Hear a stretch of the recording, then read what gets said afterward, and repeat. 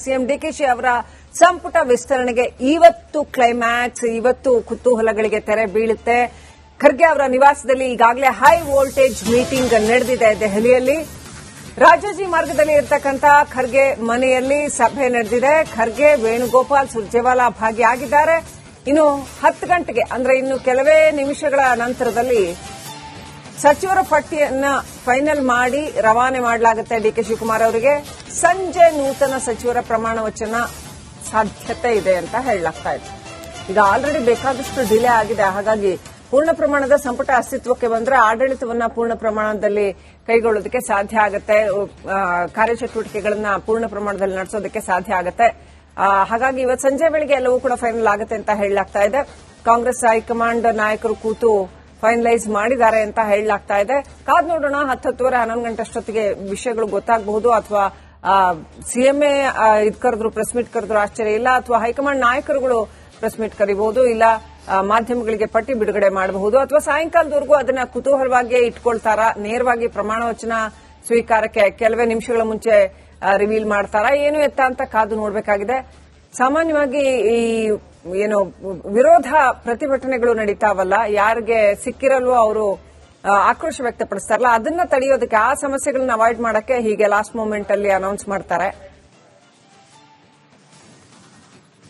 ಇನ್ನಷ್ಟು ಅಪ್ಡೇಟ್ ಪಡ್ಕೊಳ್ಳೋಣ. ನಮ್ಮ ಪ್ರತಿನಿಧಿ ಹನುಮಂತ ದುರ್ಗದ್ ಕನೆಕ್ಟ್ ಆಗಿದ್ದಾರೆ.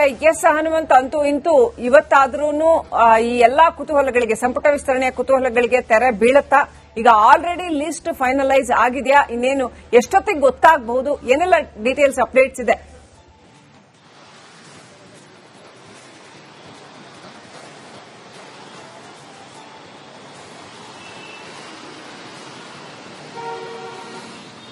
ಶ್ರೀಲಕ್ಷ್ಮಿ, ಇಲ್ಲಿ ಕ್ಯಾಬಿನೆಟ್ ಕಸರತ್ತಿಗೆ ಎಲ್ಲ ಒಂದು ಕಡೆಗೆ ಕಾಂಗ್ರೆಸ್ ಹೈಕಮಾಂಡ್ ರಾಜ್ಯ ನಾಯಕರನ್ನ ಸಾಕಷ್ಟು ಆಟ ಆಡಿಸ್ತಾ ಇದೆಯೇನೋ ಅನ್ನುವಂತ ರೀತಿಯಲ್ಲಿ ಒಂದಷ್ಟು ಬೆಳವಣಿಗೆಗಳು ಆಗ್ತಾ ಇರುವಂತದ್ದು. ಯಾಕೆ ಅಂತಂದು ಹೇಳಿದ್ರೆ, ಮುಖ್ಯಮಂತ್ರಿಗಳ ಕಚೇರಿಯಿಂದ ಲೋಕಭವನಕ್ಕೆ ಈಗಾಗಲೇ ಮೌಖಿಕ ಮಾಹಿತಿ ರವಾನೆಯಾಗಿದೆ.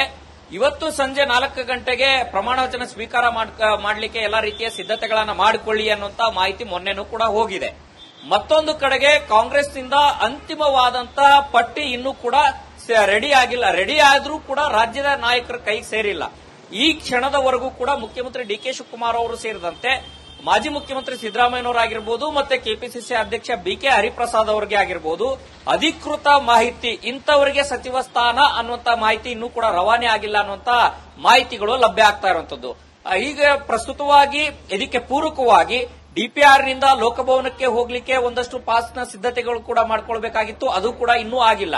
ಆದ್ರೆ ಒಂದಂತೂ ಸತ್ಯ, ಸಚಿವ ಸಂಪುಟ ಪ್ರಮಾಣ ವಚನ ವಿಸ್ತರಣೆ ಆಗುತ್ತೆ, ಪ್ರಮಾಣ ವಚನ ಸ್ವೀಕಾರ ಆಗುತ್ತೆ ಅನ್ನುವಂತ ನಿಟ್ಟಿನಲ್ಲಿ ಬಹುತೇಕ ಸಚಿವ ಸ್ಥಾನದ ಆಕಾಂಕ್ಷಿಗಳೆಲ್ಲರೂ ಕೂಡ ಬೆಂಗಳೂರಿನಲ್ಲೇ ಬೀಡು ಬಿಡುವಂತ ಪರಿಸ್ಥಿತಿಯೂ ಕೂಡ ನಿರ್ಮಾಣ ಆಗಿದೆ. ಒಂದೊಮ್ಮೆ ಇವತ್ತು ಎಐಸಿಸಿ ನಾಯಕರು ಈಗಾಗಲೇ ಸಭೆಯನ್ನ ನಡೆಸಿ ರಾಜ್ಯದ ನಾಯಕರಿಗೆ ಅಂತಿಮ ಪಟ್ಟಿ ಏನಾದರೂ ರವಾನೆ ಮಾಡಿ ತುರ್ತು ಪ್ರಮಾಣ ವಚನ ಸ್ವೀಕಾರ ಮಾಡುವಂತ ಪರಿಸ್ಥಿತಿ ನಿರ್ಮಾಣ ಆದರೂ ಕೂಡ ಅಚ್ಚರಿ ಪಡಬೇಕಾಗಿಲ್ಲ.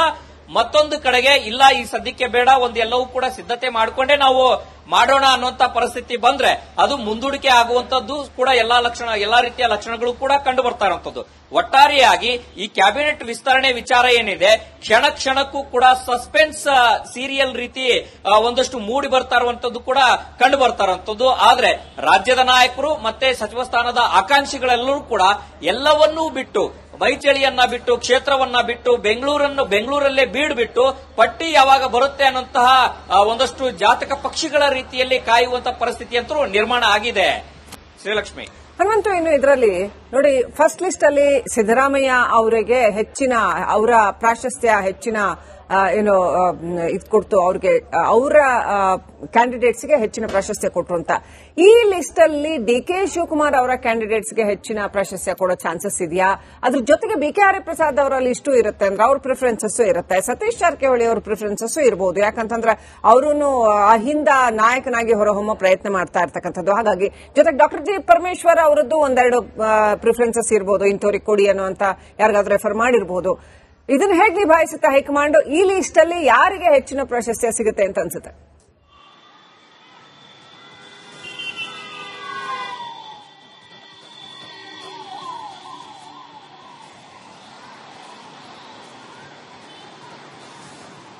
ಶ್ರೀಲಕ್ಷ್ಮಿ, ಈ ಬಾರಿಯ ಪಟ್ಟಿ ವಿಸ್ತರಣೆಯ ಭಾಗವಾಗಿರುವಂತಹ ಹೀಗೇನು ಎಲ್ಲರ ಅಭಿಪ್ರಾಯಗಳನ್ನು ಕೂಡ ಕಾಂಗ್ರೆಸ್ ಹೈಕಮಾಂಡ್ ಆಲಿಸಿದೆ. ಈ ಹಿಂದೆ ಮೊದಲ ಹಂತದಲ್ಲಿ ಸಚಿವ ಸಂಪುಟ ರಚನೆ ಆಗುವಂತಹ ಸಂದರ್ಭದಲ್ಲಿ ಸರ್ಕಾರಕ್ಕೆ ಮತ್ತು ಪಕ್ಷಕ್ಕೆ ಒಂದಷ್ಟು ವರ್ತ್ ಆಗಿರುವಂತದ್ದು, ಒಂದು ಸಾಮಾಜಿಕವಾಗಿ ಅವರ ಸಮುದಾಯಗಳಲ್ಲಿ ಹಿಡಿತವನ್ನ ಇಟ್ಕೊಂಡಿರುವಂತದ್ದು, ಪಕ್ಷದಲ್ಲಿ ಹಿರಿತನವನ್ನ ಸಾಧಿಸಿರುವಂತದ್ರ ಜೊತೆಗೆ ಸಿದ್ದರಾಮಯ್ಯನವರ ಆಪ್ತವಲಯದಲ್ಲಿ ಗುರುತಿಸಿಕೊಂಡಿರುವಂತಹ ನಾಯಕರಿಗೆ, ಶಾಸಕರಿಗೆ ಮಣೆಯನ್ನ ಹಾಕಲಾಗಿತ್ತು. ಸೇಮ್ ಟೈಮ್ ಅವರು ವೈಯಕ್ತಿಕ ಸಾಮರ್ಥ್ಯದ ಆಧಾರಿತವಾಗಿಯೂ ಕೂಡ ಕೆಲವರು ಸಚಿವ ಸ್ಥಾನವನ್ನ ಪಡೆದುಕೊಂಡ್ರು. ಎರಡನೇ ಬಾರಿಗೆ ಸಚಿವ ಸಂಪುಟ ವಿಸ್ತರಣೆಯ ಸಂದರ್ಭದಲ್ಲಿ ಅನೇಕ ಜನ, 45ಕ್ಕೂ ಹೆಚ್ಚು ಜನ ತಮ್ಮದೇ ಆದಂತ ಲಾಬಿಗಳನ್ನ ನಡೆಸಿದ್ದಾರೆ. ಈ ಲಾಬಿಗಳನ್ನ ಆಚೆಗೆ ಕೆಪಿಸಿಸಿ ಅಧ್ಯಕ್ಷ ಬಿಕೆ ಹರಿಪ್ರಸಾದ್ ಅವರು, ರಾಜ್ಯದ ಮುಖ್ಯಮಂತ್ರಿ ಡಿಕೆ ಶಿವಕುಮಾರ್ ಅವರು, ಮಾಜಿ ಮುಖ್ಯಮಂತ್ರಿ ಸಿದ್ದರಾಮಯ್ಯನವರು ಈಗಾಗಲೇ ಅನೇಕ ಸುತ್ತಿನ ಭೇಟಿಯ ಸಂದರ್ಭದಲ್ಲೂ ಕೂಡ, ಮಾತುಕತೆಯ ಸಂದರ್ಭದಲ್ಲೂ ಕೂಡ ಅವರವರ ಬೆಂಬಲಿಗರಿಗೆ ಯಾಕೆ ಸಚಿವ ಸ್ಥಾನವನ್ನ ಕೊಡಬೇಕು ಅನ್ನುವಂತಹ ಪಟ್ಟಿಯನ್ನ ಸಲ್ಲಿಕೆಯನ್ನ ಮಾಡಿದ್ದಾರೆ, ವಿವರಣೆಯನ್ನು ಕೂಡ ಕೊಟ್ಟಿದ್ದಾರೆ. ಆದ್ರೆ ಈ ಬಾರಿ ಕಾಂಗ್ರೆಸ್ನ ಹೈಕಮಾಂಡ್ ಒಂದು ರೀತಿ ಡಿಫರೆಂಟ್ ಆಗಿ ಕ್ಯಾಬಿನೆಟ್ ವಿಸ್ತರಣೆಯ ವಿಚಾರದಲ್ಲಿ ಒಂದಷ್ಟು ಪ್ರಯತ್ನಗಳನ್ನ ಮಾಡ್ತಾ ಇದೆ ಅಂತ ಹೇಳಿದ್ರೆ ತಪ್ಪಾಗ್ಲಿಕ್ಕಿಲ್ಲ. ಇದಕ್ಕೆ ಪೂರ್ವಕವಾಗಿ ಅಲ್ಲಿ ಸಂಸತ್ತಿನ ಅಧಿವೇಶನದಲ್ಲಿ ಕಾರ್ಯಕಲಾಪಗಳಲ್ಲೂ ಕೂಡ ಬ್ಯುಸಿ ಆಗಬೇಕಾದಂತ ಪರಿಸ್ಥಿತಿ ಬಂತು. ಮತ್ತೊಂದು ಕಡೆಗೆ ತನ್ನದೇ ಆದಂತ ಸೂತ್ರವನ್ನು ಕೂಡ ಅಳವಡಿಸಬೇಕು ಈ ಬಾರಿ ಕ್ಯಾಬಿನೆಟ್ ವಿಸ್ತರಣೆಯ ಸಂದರ್ಭದಲ್ಲಿ ಅನ್ನುವಂತ ಲೆಕ್ಕಾಚಾರದಲ್ಲಿ ಕಾಂಗ್ರೆಸ್ ಹೈಕಮಾಂಡ್ಗಿದೆ. ಬಹುತೇಕ ಹೊಸಮುಖಗಳಿಗೆ ಆದ್ಯತೆಯನ್ನ ಕೊಡಬೇಕು. ಮೊದಲಿಂದನೂ ಕೂಡ ಒಂದು 4 ಬಾರಿ 5 ಬಾರಿ ಗೆದ್ದಂತ ಶಾಸಕರು ಮೊದಲ ಬಾರಿಗೂ ಕೂಡ ಸಚಿವರಾಗದಂತವ್ರಿಗೂ ಕೂಡ ಮಣೆ ಹಾಕಬೇಕು. ಮತ್ತೆ ಮುಂಬರುವಂತ 2028ರ ಚುನಾವಣೆಗೆ ಪಕ್ಷಕ್ಕೆ ಮತ್ತೆ ಸರ್ಕಾರಕ್ಕೆ ಲಾಭದಾಯಕವಾಗಿ ಆಗಿರುವಂತಹ ನಾಯಕರಿಗೆ ಮಣೆ ಹಾಕಬೇಕು ಅನ್ನುವಂತ ಒಂದಷ್ಟು ಸೂತ್ರಗಳನ್ನು ಕೂಡ ಮಾಡಿರುವಂತದ್ದು.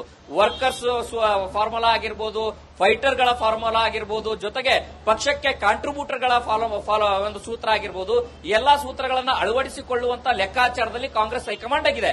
ಒಟ್ಟಾರೆಯಾಗಿ ಈ 3 ಜನ, ಬಿಕೆ ಹರಿಪ್ರಸಾದ್ ಅವರು, ಸಿದ್ದರಾಮಯ್ಯನವರು ಮತ್ತೆ ಡಿಕೆ ಶಿವಕುಮಾರ್ ಅವರು ಸೇರಿದಂತೆ ರಾಜ್ಯದ ಪ್ರಮುಖ ನಾಯಕರ ಅಭಿಪ್ರಾಯವನ್ನ ಒಳಗೊಂಡು ಸಂಗ್ರಹವನ್ನ ಮಾಡಿಕೊಂಡು ಅಂತಿಮವಾಗಿ ಯಾರ ಪಟ್ಟಿ ಹೊರಗಡೆ ಬಂದಂತ ಸಂದರ್ಭದಲ್ಲಿ ಯಾರ ಬೆಂಬಲಿಗರಿಗೆ ಮತ್ತೆ ಯಾರ ಅಭಿಪ್ರಾಯಕ್ಕೆ ಹೆಚ್ಚು ಮಣೆ ಸಿಕ್ಕಿದೆ ಅನ್ನುವಂತ ಮಾಹಿತಿಗಳು ಕೂಡ ಲಭ್ಯ ಆಗುತ್ತೆ. Srilakshmi, right, thank you Hanumanthu ಡೀಟೇಲ್ಸ್ಗಾಗಿ.